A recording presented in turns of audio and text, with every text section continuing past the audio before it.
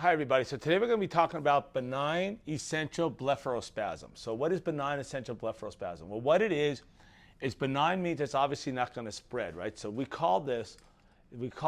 called a focal dystonia. So basically it's a spasm in just one area of the body. In this case, it's going to be the eyelids.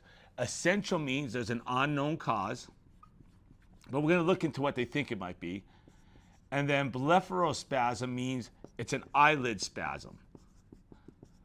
Now, this disease or this condition, it can be static or it can be progressive, and we're going to look at that in just a minute.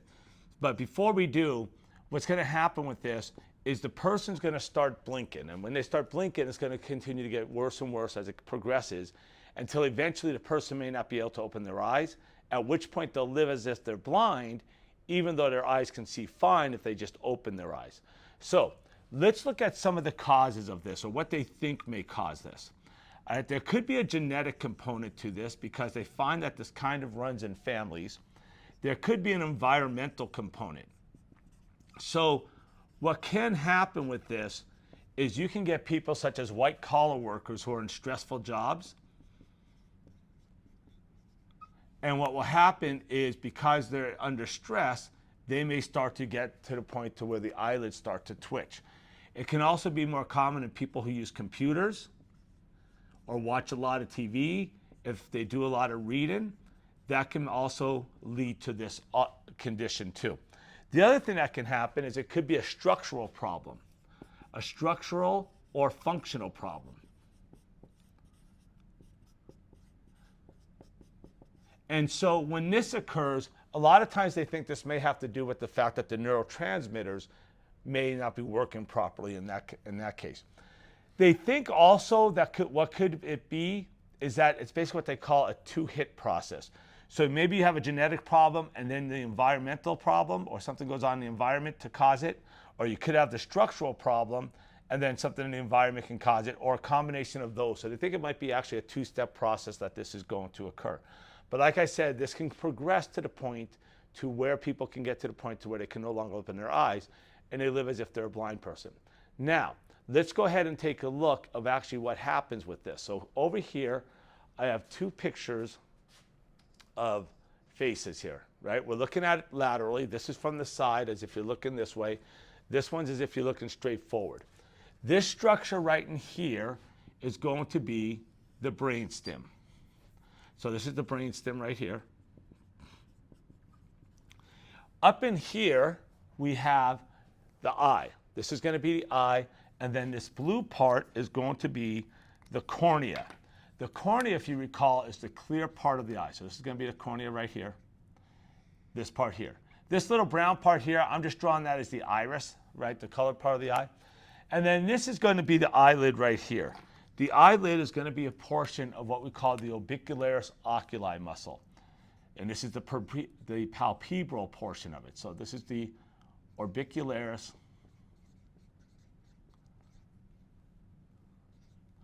oculi muscle, right? And that's what this green part's going to be over here also. And this portion here is called the palpebral portion.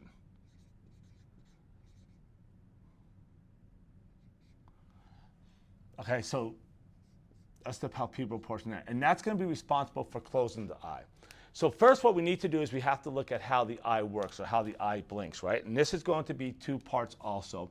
We have two parts. One is called the R1, which is going to be the sensory portion.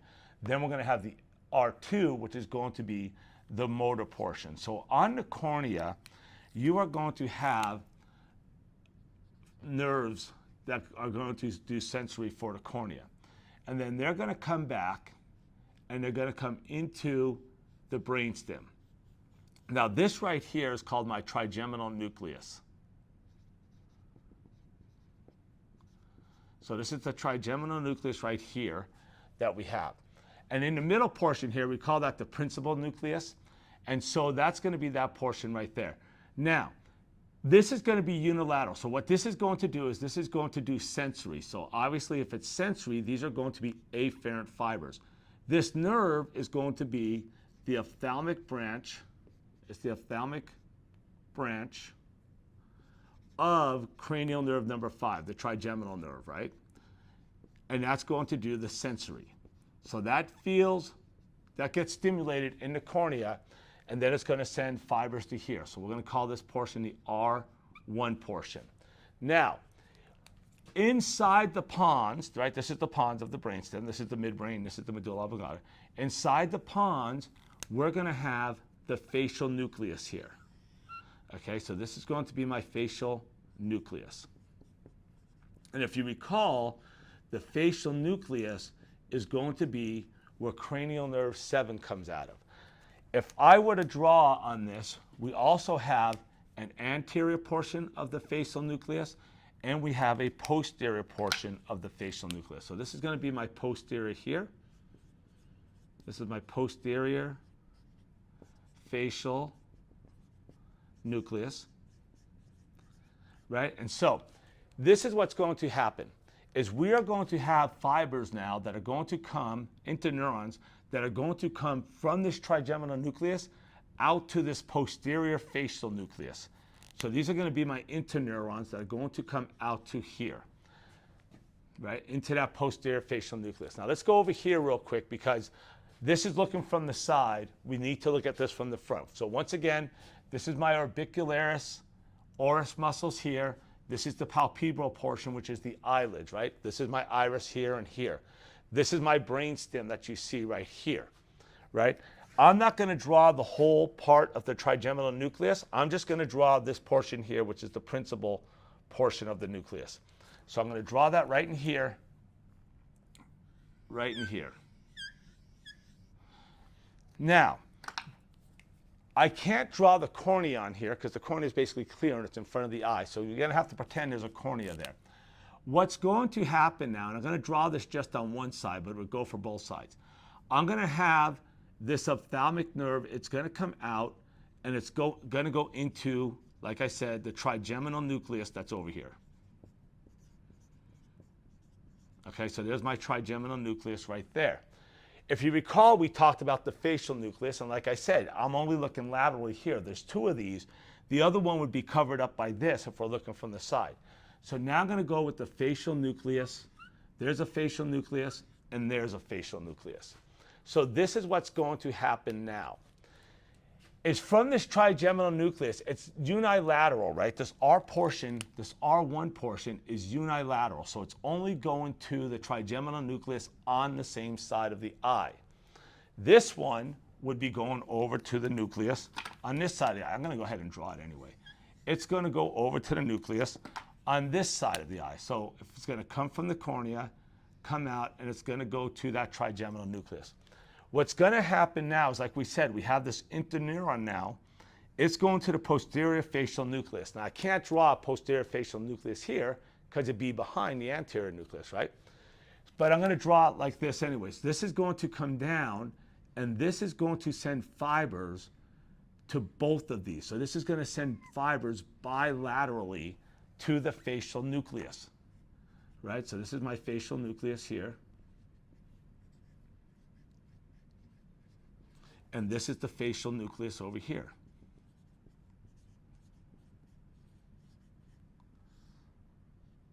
Right, so there's both my facial nuclei, right? Now, and this would do the same thing. I'm just not going to draw because I'm starting to get a lot of lines in here. Here's what's going to happen now. The facial nucleus, if you recall, that's where my facial nerve is going to come out. So now my facial nerve is going to come out, and it's going to go to the eyelids, and it's going to cause them to spasm. That's going to be my R2 phase. So I'm going to draw it like this here. Let's use purple here. Here comes my face. Here comes my cranial nerve 7, my facial nerve. And now it's going to come, and it's going to come out and go. Now, obviously, it's going to be inside the head. But it's going to come up to this eyelid here and cause it to contract. So this is now my facial nerve, which is cranial nerve 7, right? That's my facial nerve. And this is going to be the R2 portion. So here we had R1, which was sensory, which was going to here, right? That was my R1 portion, and it was afferent fibers.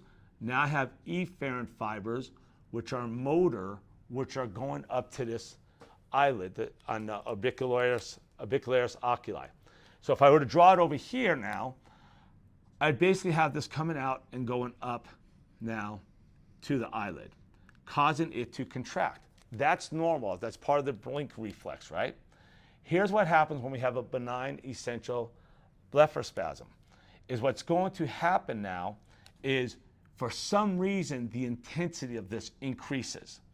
So this intensity is going to increase, and what's going to happen is it's going to cause these eyelids to spasm.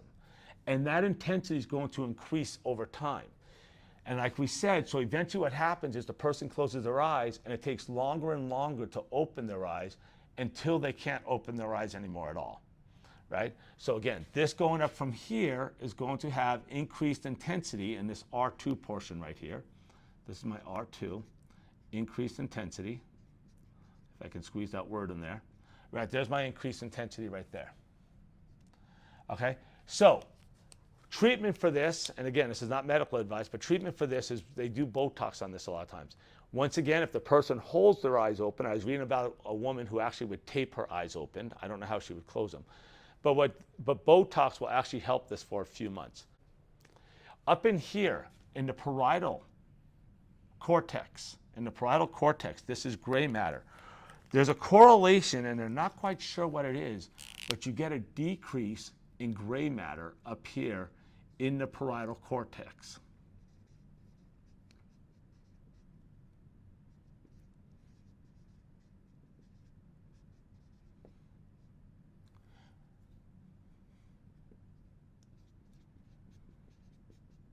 All right.